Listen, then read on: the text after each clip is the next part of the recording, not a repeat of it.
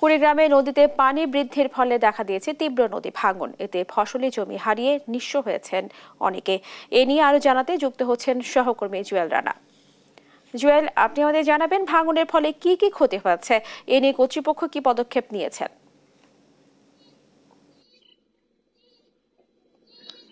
স্নেহা, আপনাকে জানিয়ে রাখি কুড়িগ্রামের প্রধান নদী ব্রহ্মপুত্র, ধরলা, তিস্তা, দুধকুমোর, এই চার নদী কিন্তু প্রতি বছর কিন্তু দুপারে তীব্র ভাঙে এবং ফসলি জমির পাশাপাশি কিন্তু বিভিন্ন বসতবাড়ি এই নদীগুলোর গর্ভে চলে যায়। পাশাপাশি এছাড়াও কিন্তু সরকারি বিভিন্ন স্থাপনা, স্কুল, কলেজও কিন্তু আসলে নদী গর্ভে চলে যায়। আমি এই মুহূর্তে রয়েছি কুড়িগ্রাম সদর উপজেলার যাত্রাপুর ইউনিয়নের বাণীপাড়া এলাকায়। এখানে যদি আপনাকে একটু দেখাতে চাই, এখানে কিন্তু কয়েকদিনের যে পানি বৃদ্ধির ফলে কিন্তু তীব্র আকার ধারণ করেছে এখানে ভাঙন, যার ফলে কিন্তু অনেক বসত বাড়ি কিন্তু এখানকার মানুষজন যারা তারা কিন্তু নিরাপদ স্থানে সরিয়ে নিয়েছে। এছাড়াও আপনাকে যদি দেখাই, একটি এখানে মসজিদও রয়েছে, সেই মসজিদটিও কিন্তু যে কোনো মুহূর্তে কিন্তু ভাঙনের মুখে রয়েছে। যে কোনো মুহূর্তে কিন্তু এই মসজিদটিও এই দুধকুমারের গর্ভে যাওয়ার সম্ভাবনা রয়েছে। তারপরেও কিন্তু এখানকার যারা স্থানীয় লোকজন আছে তারা কিন্তু তাদের যে বিভিন্ন আসবাবপত্র মসজিদে সেটি কিন্তু নিরাপদ স্থানে সরিয়ে নিচ্ছে। এছাড়া আপনাকে জানিয়ে রাখি, শুধু এই যাত্রাপুর নয়, উলিপুরের বেগমগঞ্জ এবং রৌমারী উপজেলার বেশ কিছু এলাকায় কিন্তু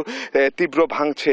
গত কিন্তু 1 থেকে 2 মাসেই কিন্তু প্রায় হচ্ছে 1.5 থেকে 200 পরিবার আসলে ভিটেমাটি হারিয়েছে। আমরা স্থানীয়ভাবে স্থানীয় জনপ্রতিনিধিদের মাধ্যমেই আসলে জানিয়েছি। এছাড়াও আপনাকে জানিয়ে রাখি, কুড়িগ্রামের এই মুহূর্তে কিন্তু 20টির উপর পয়েন্টে কিন্তু আসলে ভাঙন চলছে। পানি উন্নয়ন বোর্ড এমার্জেন্সি কাজ মানে বালুভর্তি যা জিও ব্যাগ, সেটি কিন্তু ফেলে আসলে 13 থেকে 14টি স্থানে আসলে বালুভর্তি জিও ব্যাগ ফেলে ভাঙনের রোধের চেষ্টা করছে। এছাড়াও পানি উন্নয়ন বোর্ড বলছে যে বরাদ্দ না থাকবার কারণে এবং অনুমতি না থাকার কারণে কিন্তু সে ভাঙন কবলিত যে অন্যান্য জায়গাগুলো আছে সেখানে কিন্তু কাজ করতে পারছে না। এখানে একজন স্থানীয় মানুষ রয়েছেন, আমি যদি একটু সংক্ষেপে জানতে চাই, আপনার এলাকার কবে থেকে ভাঙছে, কতগুলো বাড়ি ভাঙছে, একটু সংক্ষেপে যদি বলতেন। যেভাবে নদী ভাঙতেছে, এখনো যদি নদী ভাঙনের রোধের ব্যবস্থা করা না হয়, তাহলে যে পাশে মসজিদ, যাত্রাপুর একটা হাট, বৃহত্তর হাট, এই হাটে সরকারের কোটি কোটি টাকা রাজস্ব আসে, পাশে বিজিবি ক্যাম্প এবং সরকারি স্কুল, বেসরকারি স্কুল, এগুলো সব নদী গর্ভে বিলীন হয়ে যাবে। তাই সরকারের কাছে আমার দাবি, দ্রুত নদী ভাঙন রোধের ব্যবস্থা করা হোক।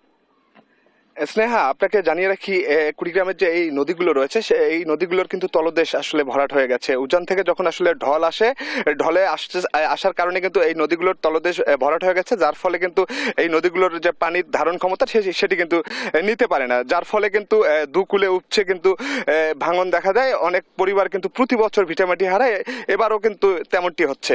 স্নেহা। জুয়েল, আপনাকে ধন্যবাদ জানাচ্ছি। দর্শক, কুড়িগ্রামের নদী ভাঙনের খবর জানাচ্ছিলেন আমাদের সহকর্মী।